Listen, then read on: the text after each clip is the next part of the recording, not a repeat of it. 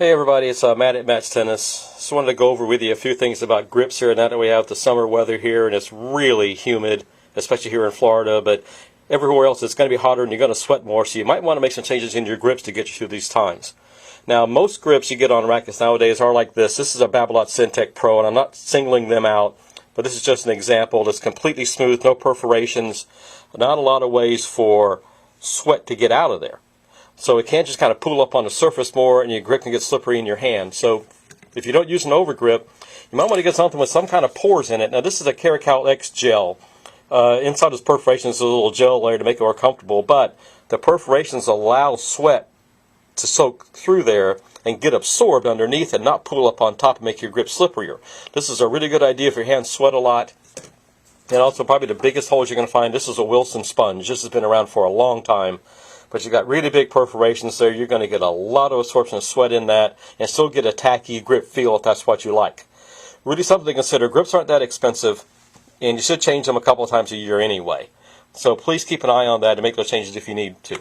Now, on overgrips, there are a lot of tacky type overgrips that will give you a lot of sweat absorption. Here's a really nice one, Yonex Super Grap. Very tacky, very good traction and grip quality. But again, no perforations. Water can just kind of pull up on the surface on the tack layer, and your grip gets really slippery if you sweat. So there are some options. The Turner grip has been around forever too. It'll absorb a lot of sweat before it starts to get slippery on you. You know, the one drawback I feel the Turner grip is if you sweat a lot, you get so much sweat in there that your grip starts to smell like your shoe. So change it regularly if you do sweat a lot, and everyone around you will appreciate that. Okay, now, Yonex has a very interesting grip here. This is actually a badminton grip. It's all terry cloth. Now, it doesn't go all the way up to the top of the handle, so a two-handed player might not like it, but a one-handed player would. Terry cloth is very absorbent. It's a really good way to get around some of those sweat problems if you like this kind of grip. Now, there are a few others in a dry type overgrip where you don't have that tacky layer. This is the new Luxilon dry grip. This is really nice. It's really absorbent, but it's got a little stick to it, so you can get a nice grip with your hand. It's really something to consider. It may not be widely available yet, but if your shop has it, you ought to look into it. Also, there's a Technofiber Pro Dry. This is a really nice overgrip. It absorbs a lot of sweat. It's not very thick at all. Really won't build your grip size up. So if you like your handle size now, but you need something to help absorb sweat, this is a great way to go.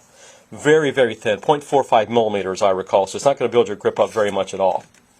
And then finally, you've got the Babolat Silk Powder Overgrip. They actually do put silk powder in this, which is, as I gather, is a good sweat absorber. And again, not very thick, not as thin as the Technofiber one, but not very thick. It won't build you up your handle size very much, but good sweat absorption. Okay, so there you have it. I hope that's a nice little primer on grips for you. But remember, we need to change grips on a regular basis just to keep an eye on stuff. So please keep an eye on it. And if you have any questions, drop us a message here at info@mattstennis.com, and we'll see if we can answer for you, okay? Thank you.